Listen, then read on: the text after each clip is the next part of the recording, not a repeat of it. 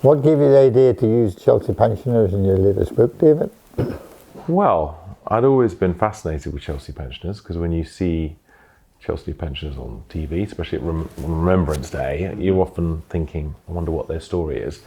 And then I found out a bit more about this place and its incredible history, and that it's been around for over 350 years. Indeed. 326. Oh, okay, 326 years. I should have done my research properly. So it's been around for 326 years. And so it just felt right in my story to use them. And also, I thought it was great to have them as heroes of the story, because obviously you generally think of Chelsea pensioners, their heroic days may be behind them. But I thought this was a great story where the Chelsea pensioners can be at the centre of it and be the real heroes of the piece. Right, and how long did it take you to actually write the book and focus it around the Chelsea pensioner? Oh, well, it normally takes, as soon as I finish one book, I start thinking about what the next one's going to be. Mm-hmm. And then I start making notes and things. So it takes ages and ages until I sort of start writing, and then it takes me about 4 months. Mm-hmm. The books are getting longer and longer, and this is my longest book ever, but I really wanted it to be an epic adventure, because the story starts off in London, and it comes to here, the Royal Hospital Chelsea, where we are right now, and then involves the stealing of HMS Victory, Nelson's warship, taking it down the Thames, out into the oceans, goes up to the North Sea and goes to the Arctic. So I really wanted it to be kind of an epic story, a bit like a sort of boy's own adventure, really. Right. I gather that one of your relations fought in World War II. Well, yeah, I've got a fair bit of history, as I guess most people have, with a great-grandparent who was in World War I, who was shell-shocked, and then spent the rest of his life actually very sadly in a mental institution. And then I had, lucky enough to have 2 grandfathers who I knew, one of which was in the Home Guard, and the other which was in the RAF.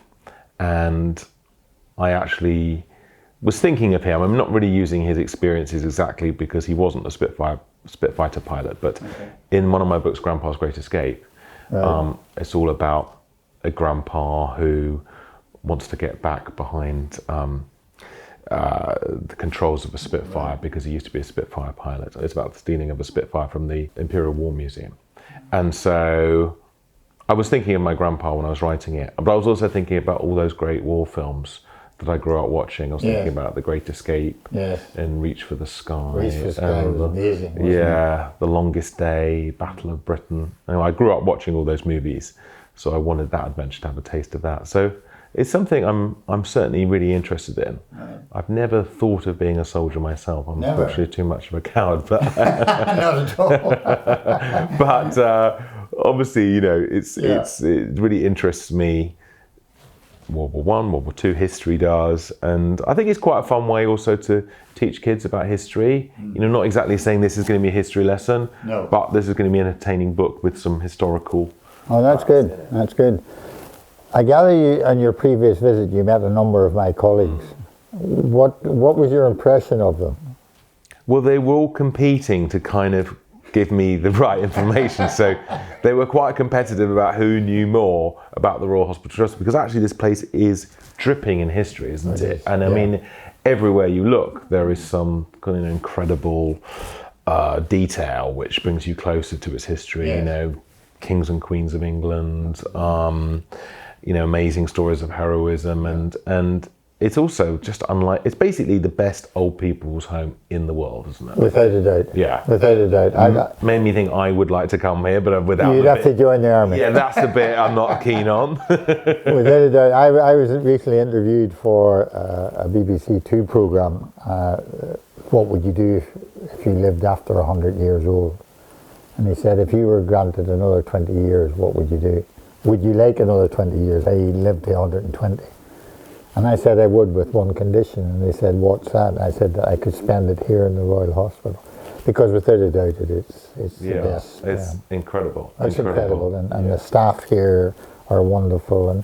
And the people, the reason why I came in was the comradeship, getting that again. Yes, I bet that's great, actually. From 6:30 in the morning to 9 o'clock at night. constant. Yeah, I bet, because soldiers Yeah. always have. There's almost a shared language, isn't there? Whenever I've spent any time with soldiers, it's always Yeah. like, it's always just phrases and information that only soldiers really know. So fantastic. What is your experience of being in the army? 34 years. Wow. Was asked by a local magistrate to join the army at 17. Right. What had you done to be asked by the Oh, local I was a naughty magistrate? boy. What did you do? Broke into the We old don't want- sweetie shop and one thing and other stuff like You that. stole some sweeties. Just generally annoyed the local police force. Right. Okay. And he said to me, "What am I going to do with you? This is the 4th time in as many months that you've been up in front of me. I'm considering sending you somewhere where you'll be out of harm's way. What do you want to do with your life?" And I said, "I'd like to join the..." "I'm not sure," I said. And they said, "Well, have you thought about the army?" I said, "No, Your Honour, but if you let me off this time, I'll join the army." And he said, "Why don't I believe you?" And I said, "Well, I'm telling you, I'll do it." He says, "Right, suspend this case, take him to the clerk of court, take him to the recruiting office." So I went into the recruiting office. I could barely read but couldn't write because I was asked to leave school at 13. Big recruiting sergeant there, he said, "You've got some questions to answer." So I said, "Fine, I can't read, I can barely write." He says, "I'll ask you the questions and I'll write the answers down for you. You tell me the answer." So there were sort of questions, very hard ones. Snow is white, coal is black. Rain is wet, sun is dry. He says, "You're clever enough to drive a tank." And that was it. Was In that those easy? days. I'd like to go driving Yeah, a tank. absolutely. And I joined and I left as worked my way up through the ranks. I became a regimental sergeant major, got commissioned from the ranks and ended up as a major 34 years later. Congratulations. Not bad for someone from incredible. Ireland. No, and then I left the army and tried Civvy Street, found I couldn't work with civilians. Didn't like them. So I ended up on a canal on a narrowboat for 10 years, nearly 10 years.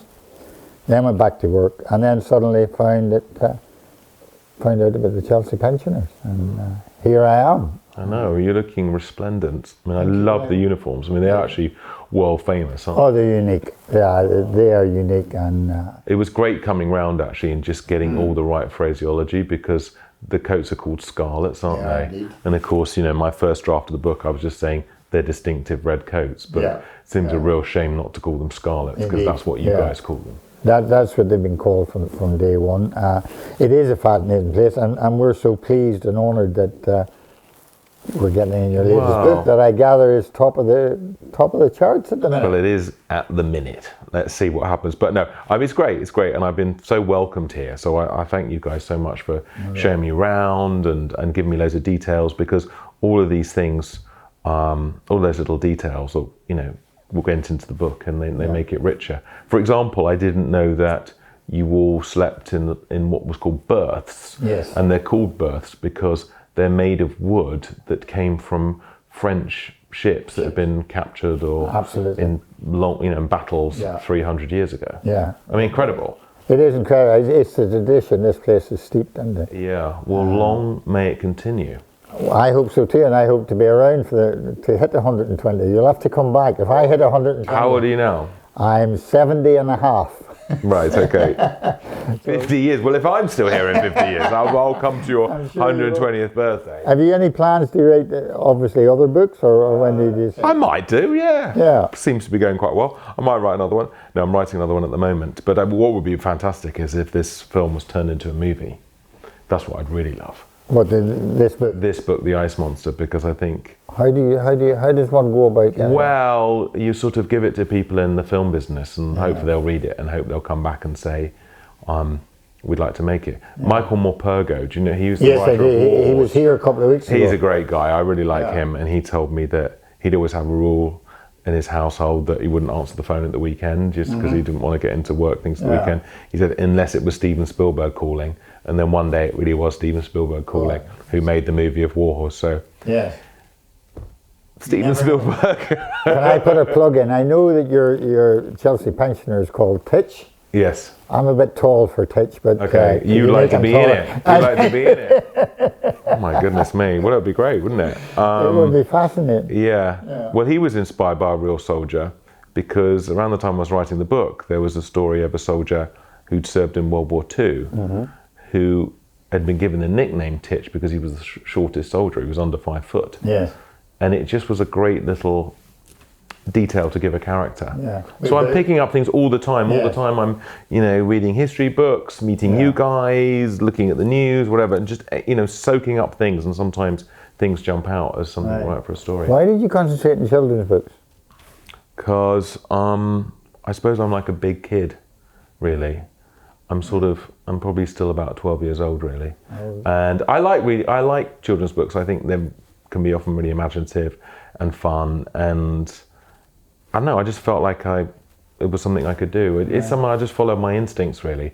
I don't question things too much. I just think, oh, I've got an idea for a story. It feels like a good story for kids. I'll write it. That was very good. Well, thank you so much for having us here. It's my pleasure and honour. Thank you very much. Arthur, thank you. Thank you.